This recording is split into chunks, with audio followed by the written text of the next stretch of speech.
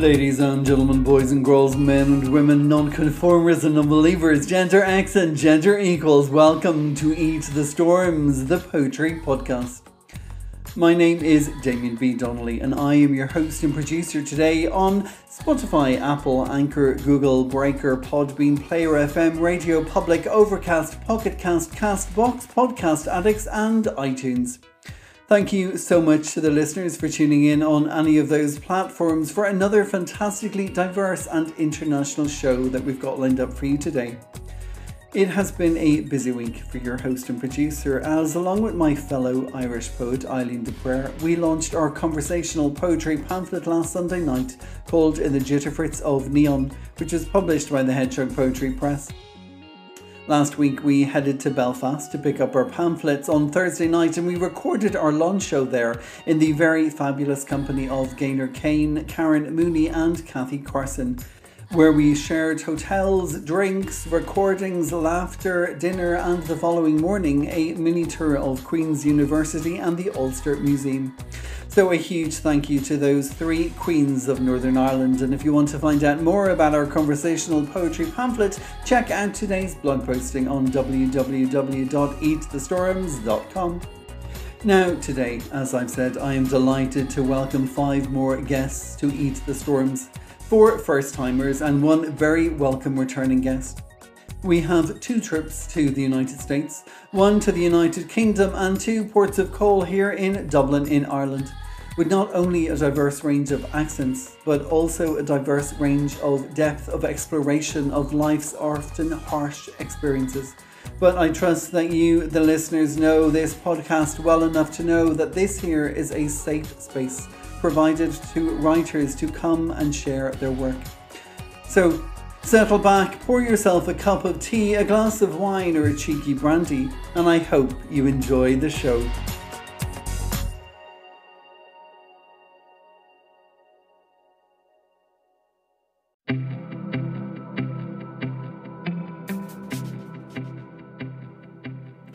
My first guest on Eat the Storms today takes us across the Atlantic Ocean to Philadelphia in the United States for a poet, artist and a graphic designer who I have grown to know and admire very much thanks to Top Tweet Tuesday over on Twitter, won by Black Bow Poetry.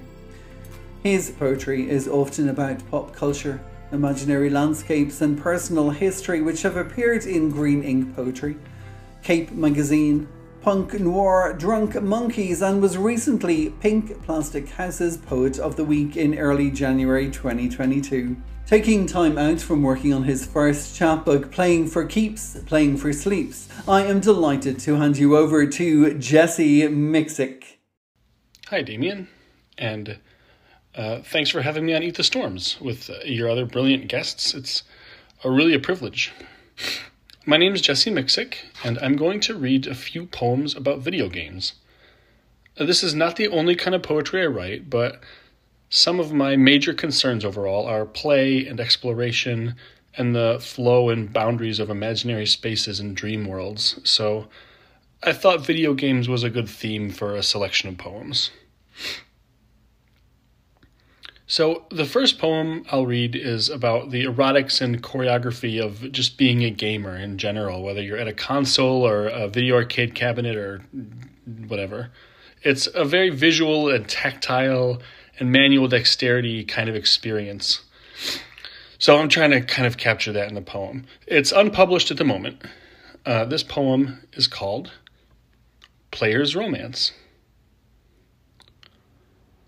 Tell me of play, and I will tell that I play anything, everything, my agile ardor, any hush of imprint from your fingertips. My near degree, I'll be here to interpolate your volume, the questing curve to real and yielding palm. From string to strike, my fierce, my cross, my hone, my graze, my gasping alias, I know your to and fro. This binding is our thunder, and this bearing is our balm. Our posture runs in tandem, and our fury is our final form of calm.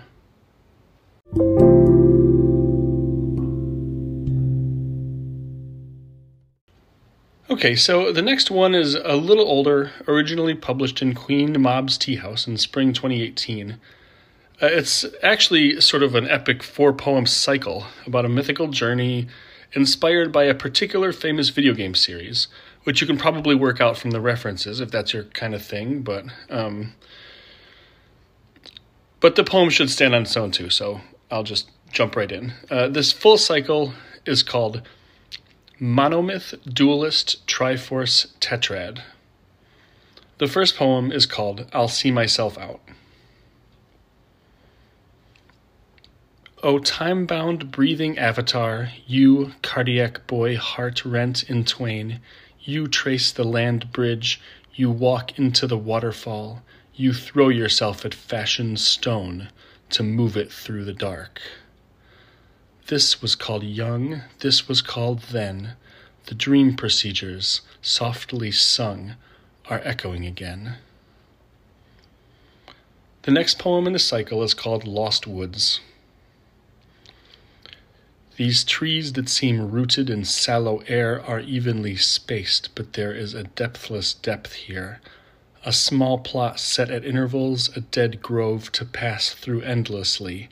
Every tree is the last tree, passing again, and when comes the season of their decay, they will all shrivel and glitch in unison, this sprawling orchard of cardinal dementia, in dire rhythms bound, that holds in its heart a smaller grove, the blight, the blade, the burial ground. The next poem in the cycle is called Meeting the Lady. At the end of your long road, you will find an open hand and a hilt and handle, and you would do well to pause at this stone, this anvil, and say the name that's in your ear. Speak it deep into this long-forgotten keep.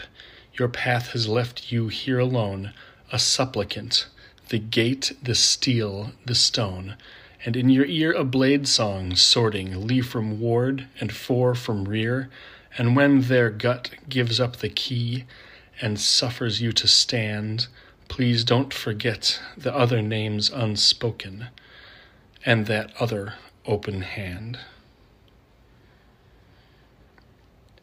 And on to the last poem in the cycle, which is called Late and Long Expected. So here I am at last, I promise, a shadowless chiaroscuro volta, collapsing before you, the abyss you've been waiting for. This is called now, this is called known, to tell the empty-handed one, it's dangerous to go alone. Soon I will take the cracked outside path, soon I will sink into a side yard or park under an overpass to be passed over. Time has the memory of a tambourine, the durability of foam. We all arrive at nowhere and find nowhere feels like home.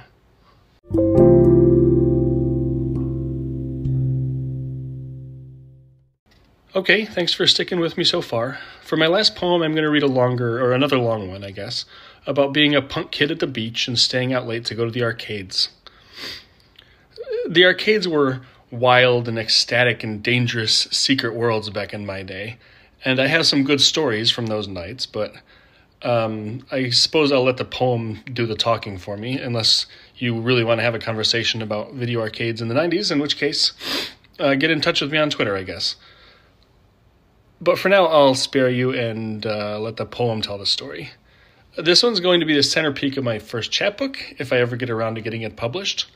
But for right now, it's just here. It's called Scenes from a Boardwalk Arcade. Always there was in us a child, two strays. We counted down the mean and idle days. My name and yours gouged in the cedar rail, my summertime streets honest and cunning, a knucklebone of grimy sand, a fleet-foot tract of wasted land. So much certain love and violence, such glitter sprawl, such surface pure, and there we were, a pantheon. We had tan backs before we knew what the sun was. Our crest, a folded baseball cap, our dusk, a feast of branching paths. My girl in a red MXPX shirt, Don't say your name, but will you still be here tomorrow night? My dude in swampy airwalks. After hours, all a hustle your ripped CDs. Ah, what fishhooks smile. Ah, what last bike of the evening. Vacant din of silverfish, piercings and reachings. Here we found the sparking wire, thumbprint trigger, diode tracing, diachronic, windowless salon and holy light. Spin, spawn, and cycle through this reef of twitching obelisks, a phosphorescent ecstasy, where the wishes would float down and gather. A pallid shirk of strangers playing in the safe dark of the bruised and bloody shadows, staggering, unblinking eyes.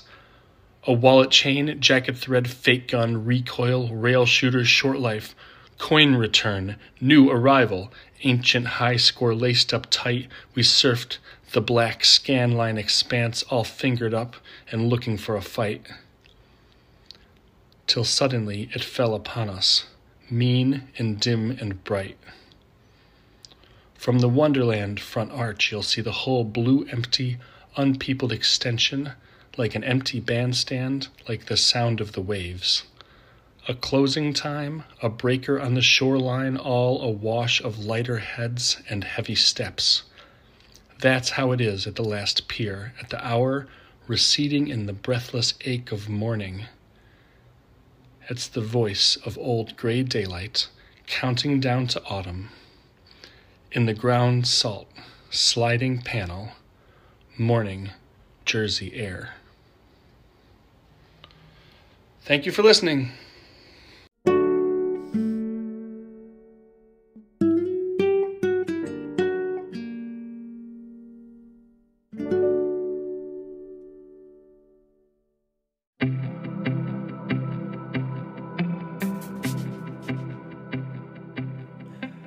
Thank you so much, Jesse, for joining us here today. And from Philadelphia in the United States, we are coming back much closer to where I am here in Dublin for my next guest, who studied creative writing and poetry at Oxford Online, in University College Dublin, and at the National University of Ireland in Maynooth.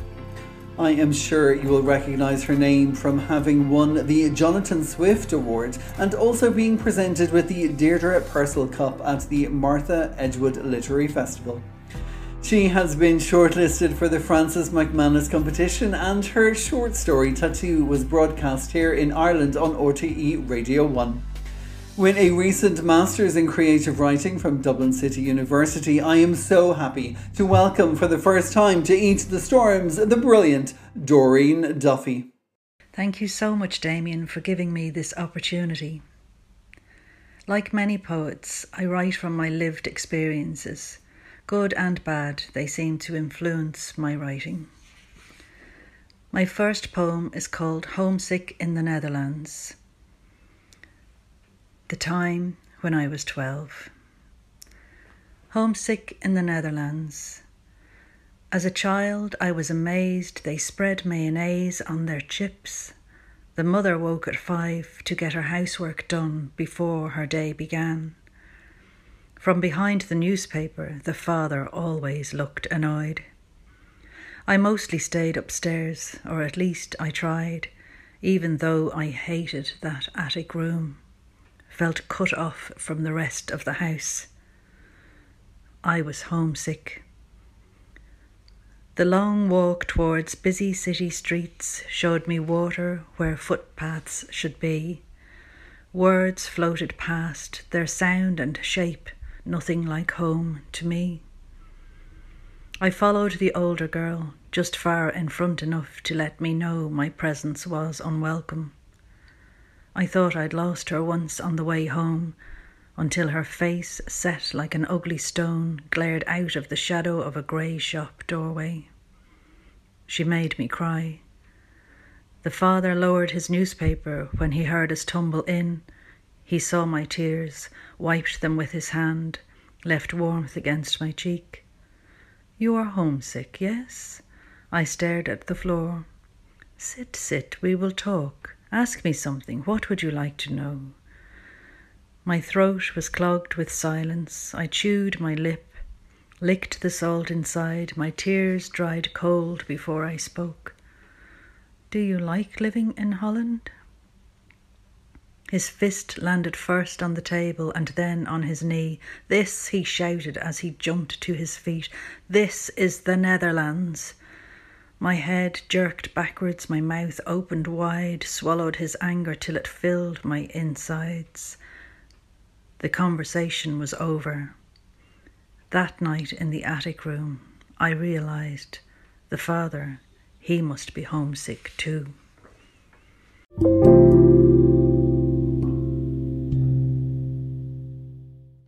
My second poem, Midsummer, The Longest Day, is dedicated to my mom. She died in February 2019. After she passed, this poem came to me, intrinsically linking her memory loss in the years before she died with my memories of her unfailing love and support to me at a time when I needed her most. Midsummer, The Longest Day. Write it 3 times so you will remember. I remember, I remember, I remember. Another June night. I don't mark the date. The world tilted in the half-light. Everything slid to a breathless gasp. The fear of losing making us reel in the dark. You made the sun lounger a bed beside mine. Its bright coloured flowers, smothered by blankets, made me think how short their lives. At night, she cried. You came, sat by my side. Between us, we tried to get her to sleep, ourselves to lie down, switch off our minds. Of all the memories you've lost, this one remains, burnt on the lens where nothing can change. Why can't your mind choose what to retrieve? Long summer days, other midsummer dreams, when you cycled to the ocean, felt heat on your skin, while glistening waves salted your bones. I mourn the loss of light before it's gone. Through clouds of thought you wander alone, the rise and fall of your waking dreams, when I came home with Saturday's child. How long will the sun last until it burns out? Small stars like a sleeper's breath die a peaceful, beautiful death. I lost you slowly, so slowly at first. Entangled thoughts, crossed wires, garbled speech, but worse. Lost night and day, and where they were in the scheme of things. And in a sudden flash of lucid light you asked me, is that it then? And I lied. But I will remember, so you can forget, thoughts we could not bear to think. As the world tilted, you held on tight, while her lashless eyes fluttered against your cheek on another midsummer night. I remember, I remember, I remember.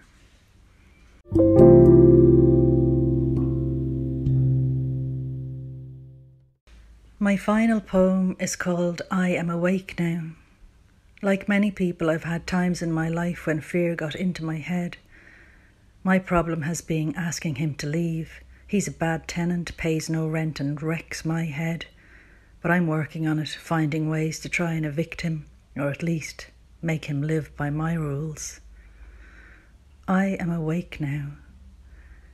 Is it a learned thing? Fear sneaks up on you, sneaks up on me. Long black hooded coat so we can't see the whites of his eyes while he gets under our skin and stays and stays. Like the visitor you never want to see, day and night no relief, even in sleep I've been heard to cry. But I am awake now, and it's not too late now. Yes, you're right, I took my sweet time, but now I can see all of me, and I am no longer afraid. I'm taking my fear, because it is mine.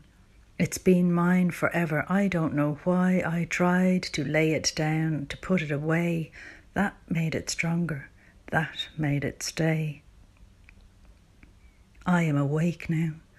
It's not too late now. I own this shy, quiet self now I used to deny. Who is she? She doesn't belong here. Nobody else's voice but mine I could hear. And all the but what if and how dare you and who do you think you are? Fear, you are strong. You have kept me down for too long. Your letters and words, night terrors and dreams, heart palpitating, hands shaking, star splitting pain. And worst of all, what if I miss something that I should have seen? You came to my bed last night again, straddled my chest till I could hardly breathe. But I am awake now. It's not too late now. You can throw all you have in my face now, because I am standing. I am still afraid now, but I am awake now, and fear is just fear. Thank you so much for listening, and if you'd like to take a look at any more of my work, you might like to visit my blog at doreenduffy.blogspot.com.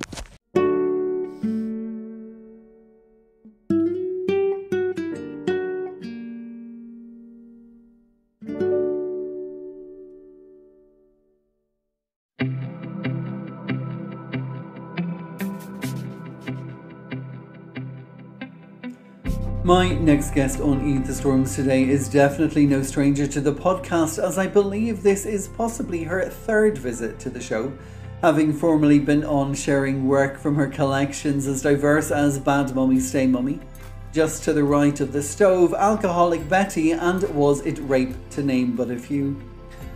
An imperfectly but lovable creature from Vermont in the United States, she advocates for those suffering alone and in pain, especially those ostracized by disability and mental illness. She is a poet who wears her heart and her truth on her sleeve, and thankfully very often zooms into our own living rooms as the editor-in-chief at Animal Heart Press and its sister press Femme Salvate Books. This is the delicate brilliance of Elisabeth Horan.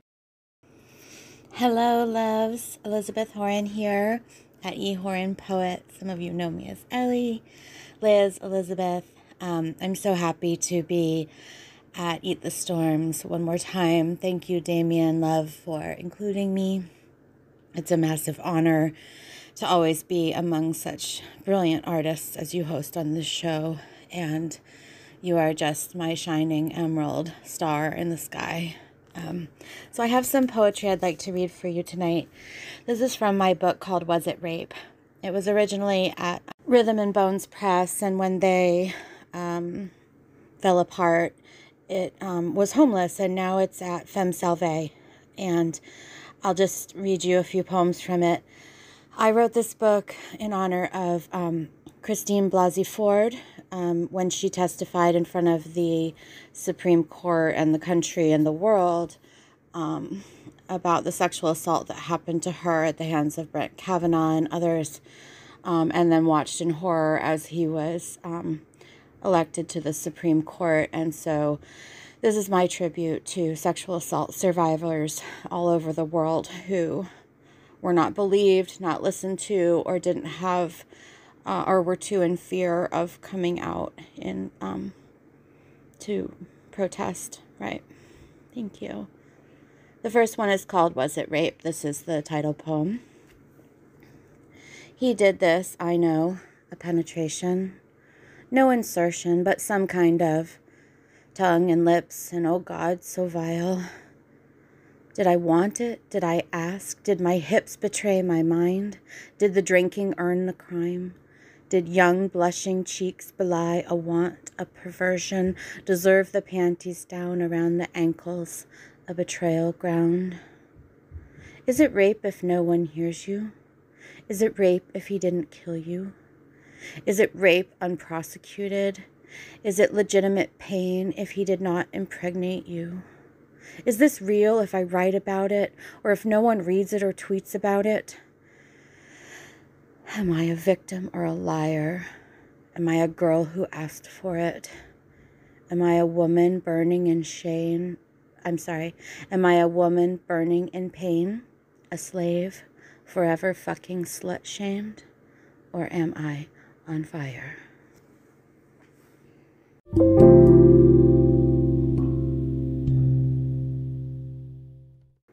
The next poem I'd like to read is called Doing Nothing at a Party in Perrin's While a Drunk Girl Gets Destroyed by a Sex Predator, and Perrin, an open letter to the Goombas of Hanover High School, class of 1992. I can't be quieter, more passive than this, for nothing can be the greater sin than not standing up and stepping in when a young woman is having her life raped out from within her as you pretend not to listen. When you left the room, did you think he was planning to hold her, stroke her softly, kiss her cheek like a lover, protectively?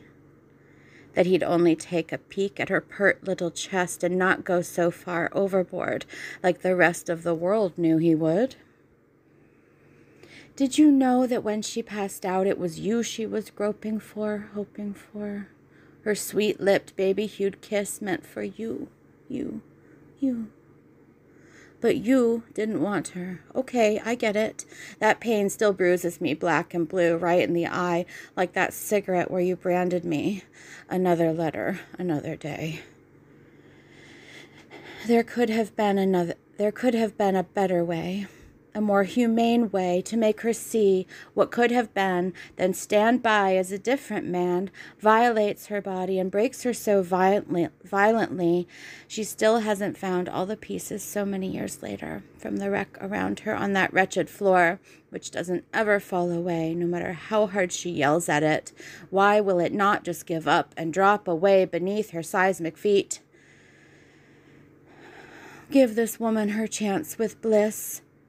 After all the years of therapy, you have no idea. All because you didn't feel like it. Didn't feel like speaking up as you lingered idly by, your fingers hovering over the handle. You understand me. Just know I've seen how doing nothing can destroy someone. Something. That's what you could have done but did not do. You made your choices so quietly, so passively.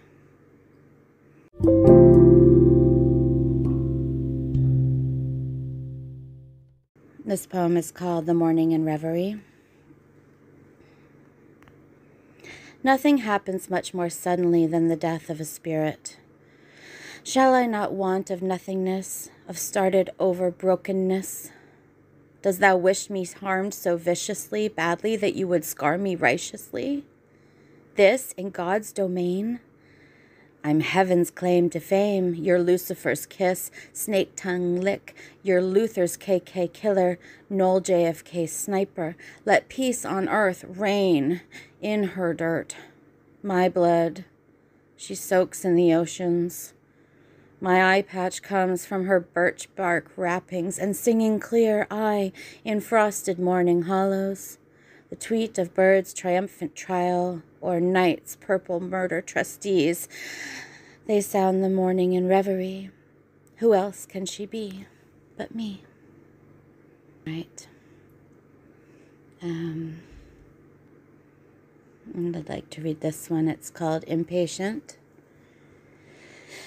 I think my room was number 14. One time my pastor came. I think his name was Mark.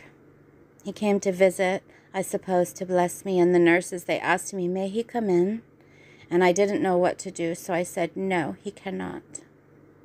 But I have wondered all these 24 years since, might I have succumbed to Jesus? Might I have been reborn, maybe even saved on the life raft that religion has the propensity to relay? I would have saved all that disgusting food, the hangovers, all that wasted energy from trying to kill myself so stupidly, so slowly. Mark, the pastor, came to visit. And in fear of man, God's eye upon my body or my sin, I never opened the door to let him in.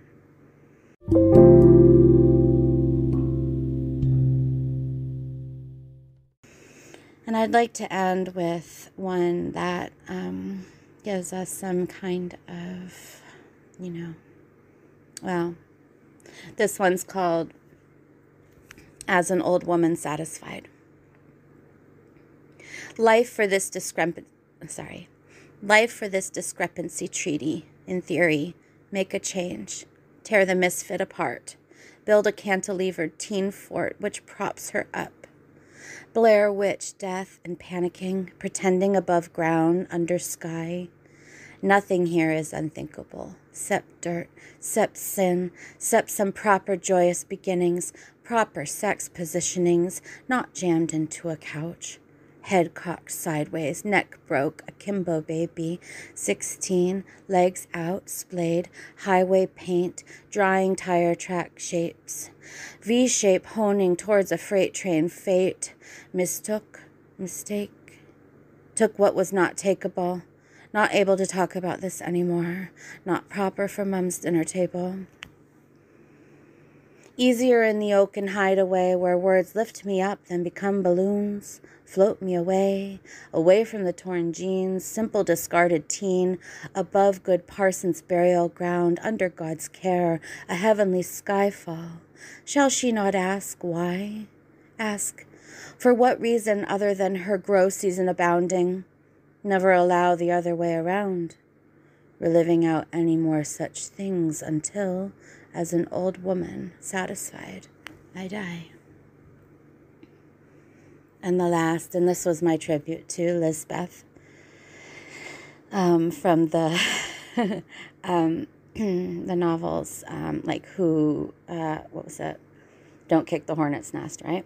This one's called Go Ahead, Kick the Hornet's Nest. I don't want to play anymore. No sunshine day charades. I don't want to be a good girl. No pigtails, barrettes, or braids. I want to shave my skull clean, be it cancer, morph, or punk. Lizbeth, I said, is my name to you. No bim bombs, perms, or highlights. Bring not some solicitor's rape kit. I wanted to glare in the sun, atomic. No little woman here, folks. And I thank you so much for listening to my work tonight. And I send love and care and solidarity to all the feminists out there, to everyone in the world trying to heal. I love you and I'm there for you. Good night.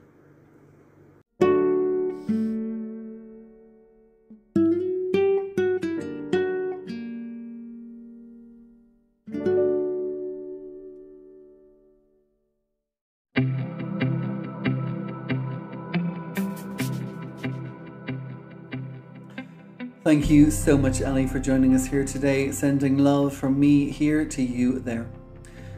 Now, we are sticking to the United States for a poet who was actually born in Newfoundland in Canada, but grew up south of the border in Seattle, where she met her musical husband and her other favourite person in life, his daughter.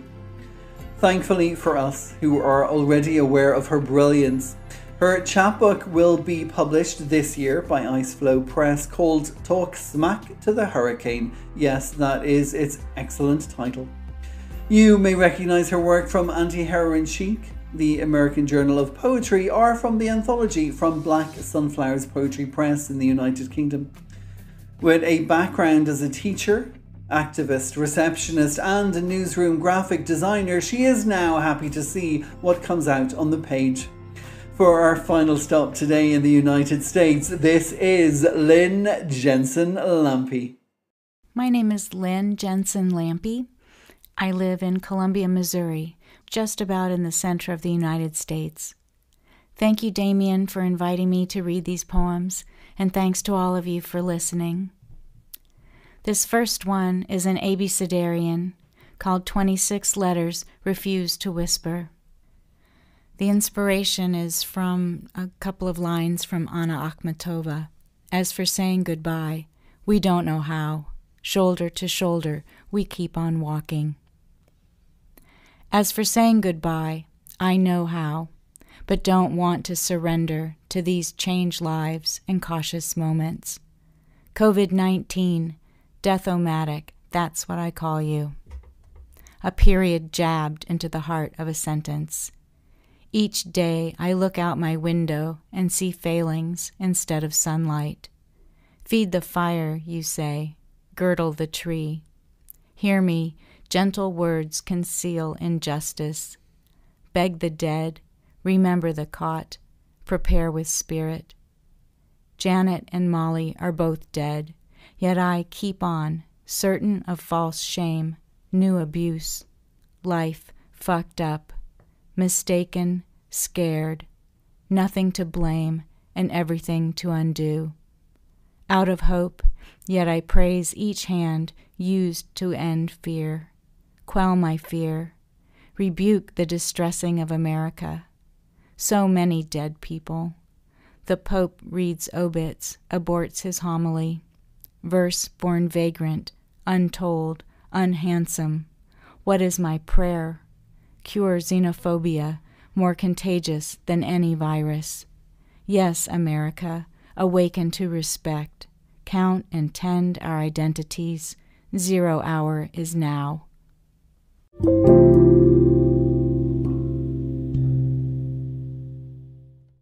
This next one was part of an exhibit pairing artists and writers, and this was my response to a photograph I was given. Elegy for those who stay. Light ferries life outside the gate, anchors a thin wrist of bark. The linden bleeds sap in late spring, flowers in summer, and razor red leaves in fall. Contrasts between the tender scars where season heals into season and crypts where memories cool, still but not silent. They clamor to become soil, these concrete slabs, a garden no one pretends to grow. Stones domino the slope. I quarry sorrow, footings for a house of ash and sacrifice. I wrest love from duty, scatter the linden's offering, plait my hair with names and rosemary, unbox joy.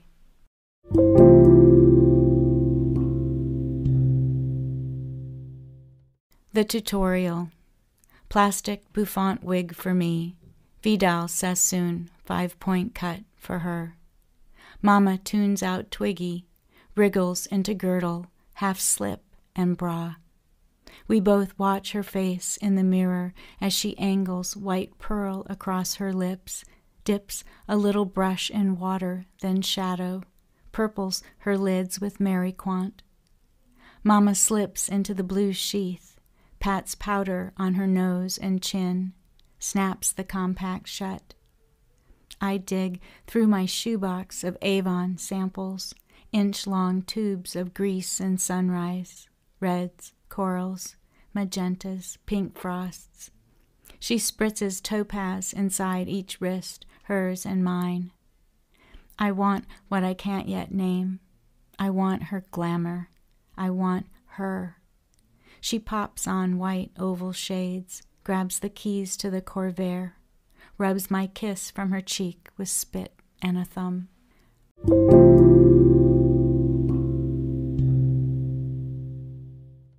My mother and I had a really complicated relationship, like a lot of people have with their mothers. She had a really, really severe mental illness, and this next poem is one of several in the chapbook that not only looks at mental illness and our relationship through that mental illness, but also looks at psychiatry. The half-life of sanity. Days you exhale amber light, pace hours in the hells of Jackson. The gray gown shuffle, electroshock the cure. Doctors say this is progress. No induced malarial fever, no insulin coma, no Dr. Freeman swiveling ice picks in a lobotomy of his own design, a two-fisted showman, P.T. Barnum in scrubs. Hundreds of shock treatments shake your brain, your body, until doctors forsake seizures, search labs for answers we pretend they already have. After discharge, you string beads every 4 to 6 hours in any color they prescribe. Pink, red, orange, yellow, blue, green, white, brown. Lithium, Haldol, Tofranil, Melaril, Elavil, Valium, Cymbalta, Seroquel, Ativan, Thorazine. I chew names till I'm full of sorry, the one drug with no expiration date. Thank you.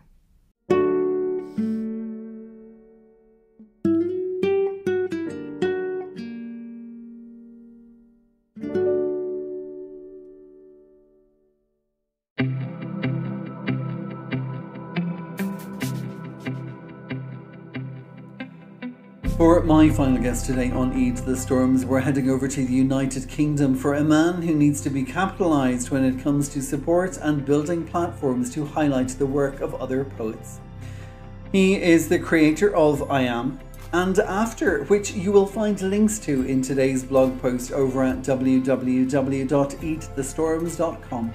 For his own poetry, you can also find a link to take you to Subruria, which is his online poetry project, and from this work has been reproduced in several journals and podcasts, nominated for a Pushcart Prize while also being featured in the anthology Places of Poetry, Mapping the Nation in Verse.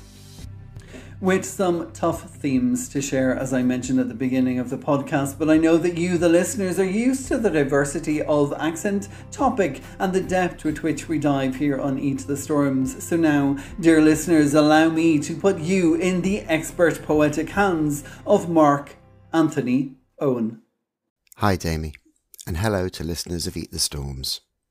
My name is Mark Antony Owen, and I'm so pleased to be sharing some of my poems with you.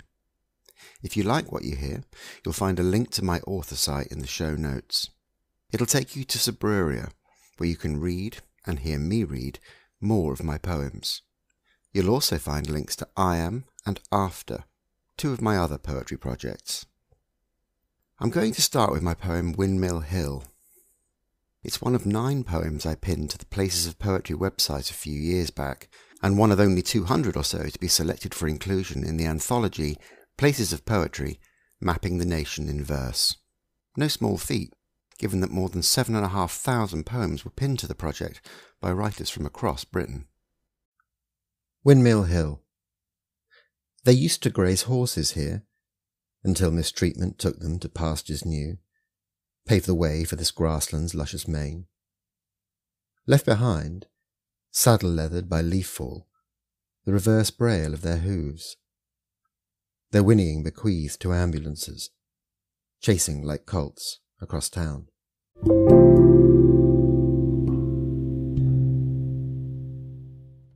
The next poem I'd like to share with you was also written on the site of Windmill Hill in Alton, East Hampshire. Nothing the Hedgerows Say was the very first poem I really worked at to get it just how I wanted it. It went through many, many rewrites. But eventually, I brought it back closer to the draft I'd first scribbled into my phone on that cool spring evening. I think it's all the better for it. Nothing the Hedgerows Say. I'm enclosed by encrypted conversation, thickets of pulses and whistles and clicks, songs. Each border with a voice distinct as a man's, each tree a tongue. I hear the grass gossiping, repeating what it thinks the wind has told it. Hear it whisper a secret from blade to blade, rush it away in all directions at once. Silence from me in the water overhead, now a dragon, now a sleeping boy. Dumb shapes, fathoming nothing. Nothing the hedgerows say.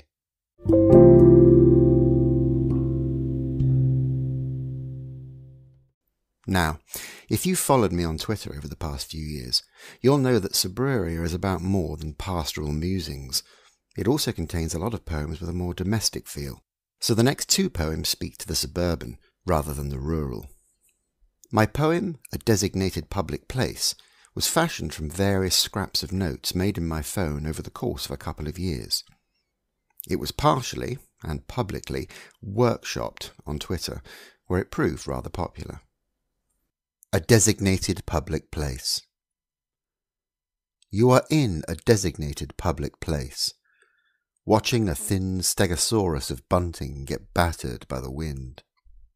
The Jubilee beds, crowned by grey roses, the never-ending rain. This time of year there would normally be stalls, bouncy castles, young mothers wiping picnics from the faces of toddlers. Look up and you might see swifts, winding invisible maypole streamers round the shifting contrail of a jet. Today, swings unswung, slick, unclimbable frames. You are in a designated public place, yet you've never felt more private in your life. Come again when the bins are dizzy with wasps, and the bandstand buzzes with hits you can hum, before that old jailer winter chains the gates. The second of two more suburban poems is Menfolk. It paints a familiar wintry scene I'm sure many can picture. Menfolk. Out they come in concert, one man then another, their orchestra of shovels tuning up on the ice. Backs bent to lemon white in February's thin afternoon, their heating grunts that cool the clouds, with each scooped payload heaved to lawns, scraping snow from black hooves, their cattle of cars, docile, cut off by this weather. Women appear with fists of mugs, scarved children shriek. The menfolk lean on their tools, like all labour were theirs.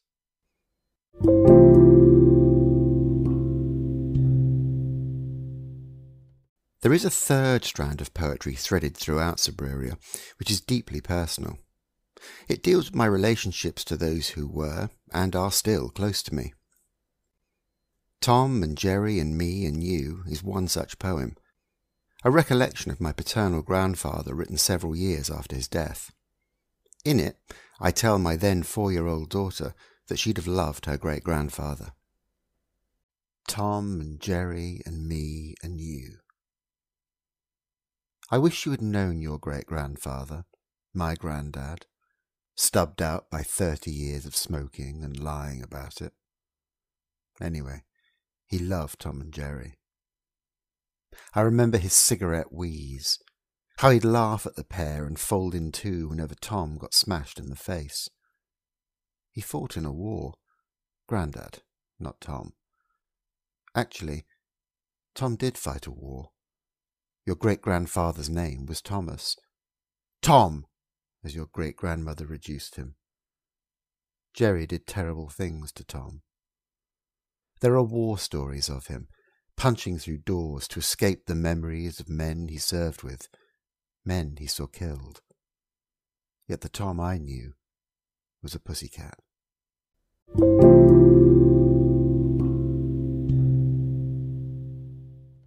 I'll close today with another type of poem featured in Suburia, one that can surprise readers when they encounter it. I never set out to write quaint little countryside verses or poems about quiet domesticity, though both feature in my work. I also tackle some hard truths, whether things I've experienced or events in the lives of those around me. At this point, a content warning. The poem I'm about to read deals, at least apparently so, with the subject of male rape. There's strong language and some imagery that may upset or unsettle. Friend of a friend. You can't help thinking what your mother would say. Don't talk to strangers. But when you're that far gone, you'll talk to anyone. Even the stranger in the underpass who sees you throwing up, offers you help, says he lives in the next road. Now it's 3 a.m, another underpass, and you're desperate for a phone box that works. When the boys arrive, you're carrying your jeans, inside out and stained at the seat with what looks like hand cream and blood.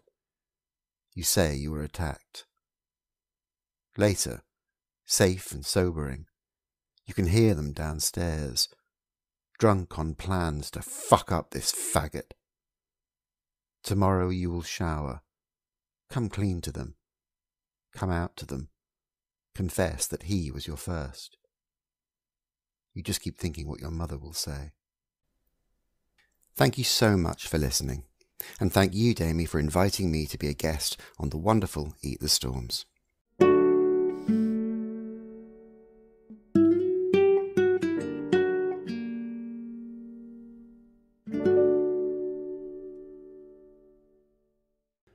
Thank you so much, Mark, for joining us today. And for more details on Mark and all of my guests, head over to www.eatthestorms.com, and there you will find a blog post for every episode.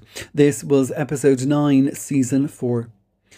So now that gives me just enough time to leave you with 3 final poems of my own, all about the sea.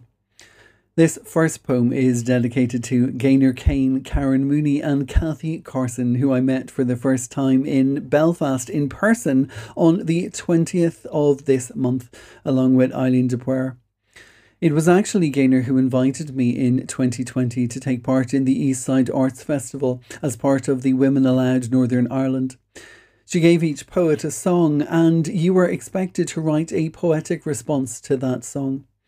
My song was Skyfall from the Bond movie, and I listened to this again for the first time while walking along the beach and was triggered by that opening line, "Is this the end?" and the idea of the sky falling, and perhaps how it was not the sky falling but the body rising up from sea to sky before diving back down amid the circles of life.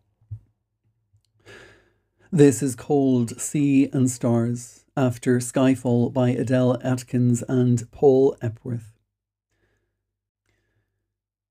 Is this the end? We rise on the intake so the water falls behind. We burst out. The ocean is only bottomless at the end, and we are only the beginning. This air will open on release. Sky falls to kiss this liquid blue goodbye. We rise, attractors to the tension, to the depths above the waves as we break the surface. We are bold beginners. We can walk on the water and more. We are braver than what we've been told. Chest proud, fins fall to feathers, float becomes flight, and that sky falling paints our scales with smooth stars the ocean would only extinguish. We kick the current in a cartwheel of airborne kaleidoscopes that spin our old names out into the stratosphere, while we carve new names for each other out of the constellations. Drunk, in upward dive, we fall quickly to forgetful, to the circle, to the orbit, to the time ticking and that tide and then that tension. Elastic can only be stretched so far. Some beliefs are only borrowed. We are sea and sky, sand and star. We catch kisses at the back end of a slow current of shooting stars before twisting into downward dive. The ceiling has as many limits as the ocean floor. Is this the end? Sky falls until it doesn't, until we are bound back to breathless, to tearing gills into our guts. The beginning is also the end, so the cycle can start again. Sea comes to kiss heaven's blue as we fall this time. Head first into an open ocean, and again we burst. The sky is only endless until you kiss the truth. And then we can decide what to believe.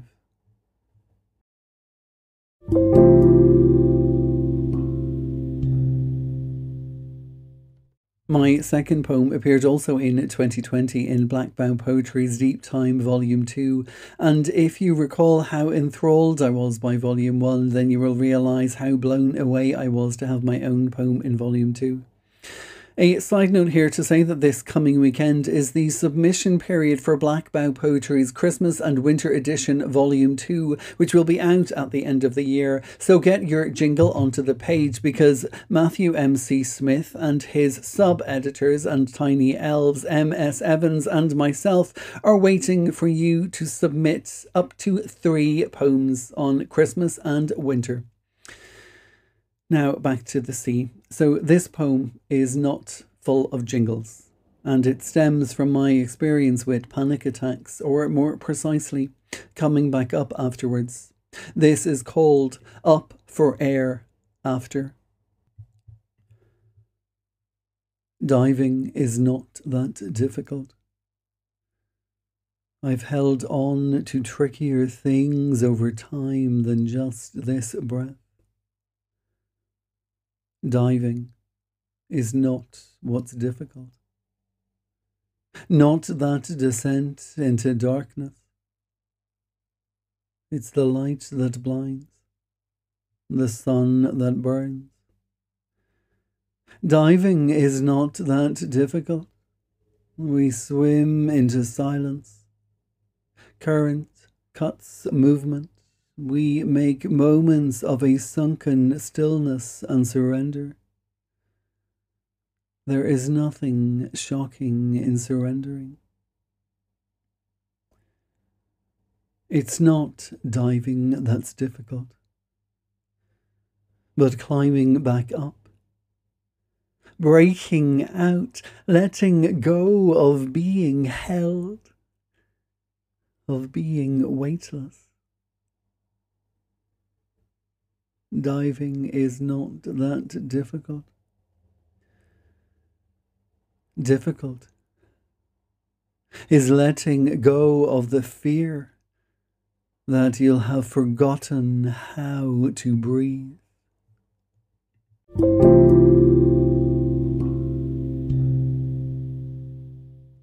My final poem today began its life last year in response to a poetry prompt by Catherine Ann Cullen, who's just finished up as the inaugural poet in residence at Poetry Ireland. So huge congratulations to Catherine Ann. One of her Twitter poetry prompts was horse, and having seen the prompt that morning, I took off on my bike and headed to the local fishing village of Loch Shinny. And as I came down the hill towards the sea, a horse waded out into the waves, and this poem unfolded, as I wondered how far you would have to go before it was all washed away. This poem is called Watching Wild Horses and Wondering About the Wave. Sometimes we all fall down in order to slip out. Slope leans in to shore. Wild horse runs out to sea. We are more than just the wave that doesn't always know its weight, and less than the rock, split open and bleeding infinite slivers of rust-coloured ore from core out to coast. Even this land has scars the water cannot wash away. Sometimes we slow down in order to break from these skins. We can only shower so much. Tides take more than just time. There are layers scattered along this beach that only I can see, that only I have shed. Sometimes, in strange places, it's easier to see, safer to be seen, where we have yet to know the names of streets or share the spotlight of our sins. Sometimes fucking is more honest than making love. Slope leans in to shore. Wild horse runs out to sea, and I watch, rust-coloured and bleeding, wondering how far out is the wave that will wipe it all away.